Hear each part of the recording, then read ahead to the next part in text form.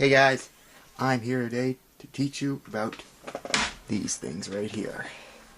This thing here is called a Rubik's Cube. Now, this may not look like a whole lot to you, may just look like a regular 3x3 cube.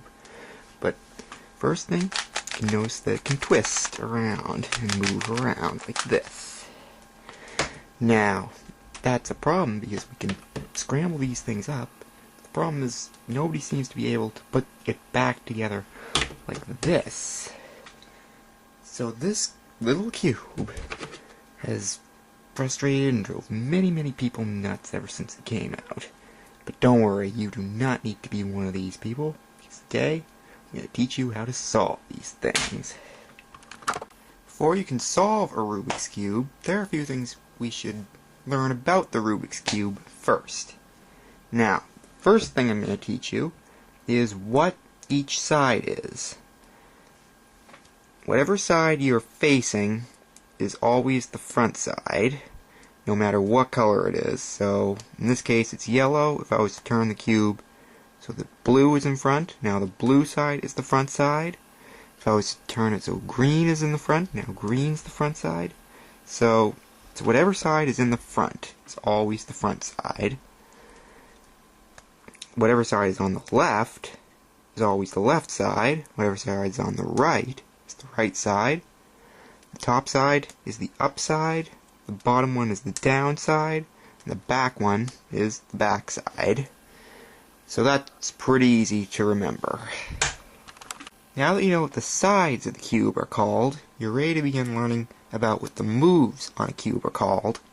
Now this is pretty easy. We're going to be using the same names that we used for the sides, but we also need to say what direction we're going to be moving these in. It's not too difficult. So if we were to move the front side clockwise like that, then we call it just plain front because we're moving the front side. Now if we want to go the opposite direction, we call it front inverted. Works the same for all the sides. Right would look like that. Right inverted would look like that. Left would look like that. Left inverted would look like that. Down would look like that. Down inverted would look like that. And back looks like that. Back inverted looks like that. Now just make sure you're doing it as though you're facing it, no matter what side it is. So what are we going to be using these moves for? Well, we're going to be putting them together into certain patterns that when we do them, they'll always go to a certain point on the cube. So we'll use them in certain situations to get the cube to do something we want to do. I'll give you an example to show you what I mean. Up, right, up inverted, left inverted, up, right, inverted, up inverted, left. That move pattern will always move these three corner pieces around without touching anywhere else on the cube.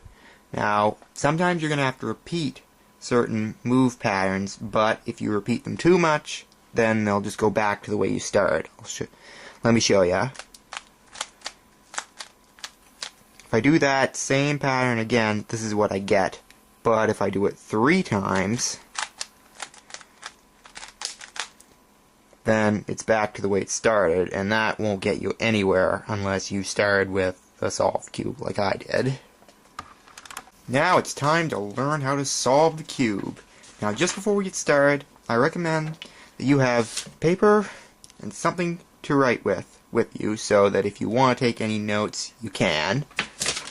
Now it's time to do what we've been waiting for. It's time to mess this up and begin solving it.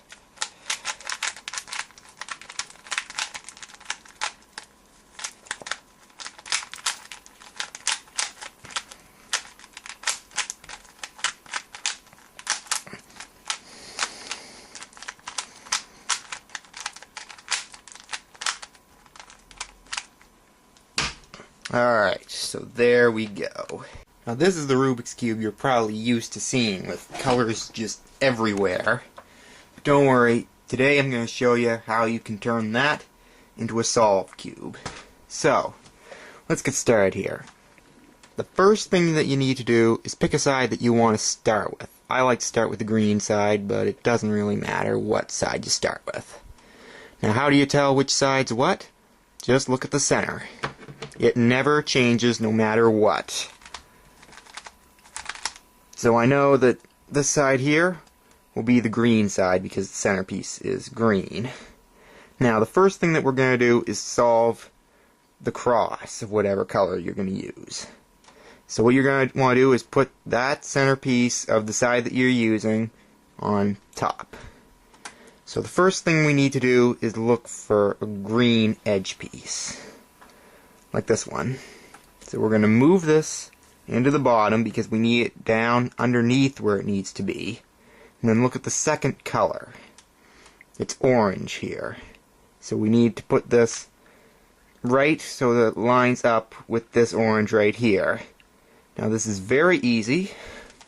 Just turn it like that. It lines up perfectly like that. And this also lines up. Now we can move on to the next one. Here's another one, green and white. Let's move that into the bottom. Get it around to where it needs to be. Now before you flip it up, wait a minute. The green is in the front. So if we were to just flip it like that, like we did with the first one, it'll still be in the right spot, but it won't be flipped the right way. It'll be upside down. We don't want that. So what you need to do now is put that piece so that it's in the left, like that. Now, this is what you're going to do to fix this. Up, left, up inverted. It's really short and easy to remember. It's right there where it needs to be. Nothing will ever get messed up by doing that. Normally when you're solving the cross, it shouldn't be too hard. It'll be pretty easy. You'll either have to just flip something to the top cross or do that pattern I just showed you.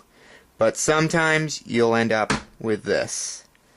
You'll have a piece down here in the middle, but it's stuck between two already solved green pieces. Now when you have that, you can't really move it into the bottom because it'll screw up the cross. But while this may look a bit scary, there's an easy way to fix it.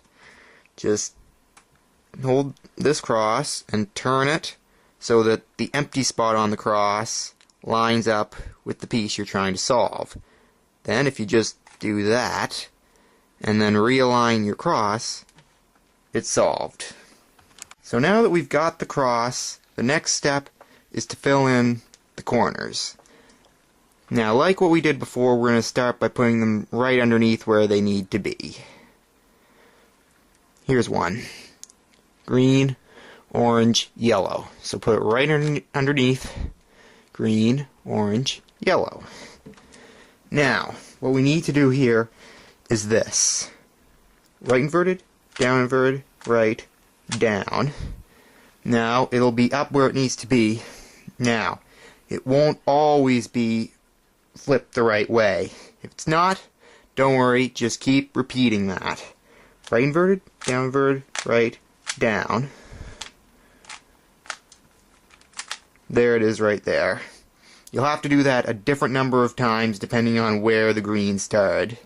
In that case, it was directly underneath where it needed to be. If it's in the front, then you have to do it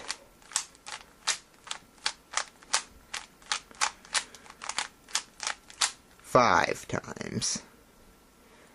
And this is the good one. If it's on the right side, then if you line it up where it needs to be, you just have to do it once and it'll be right where it needs to be.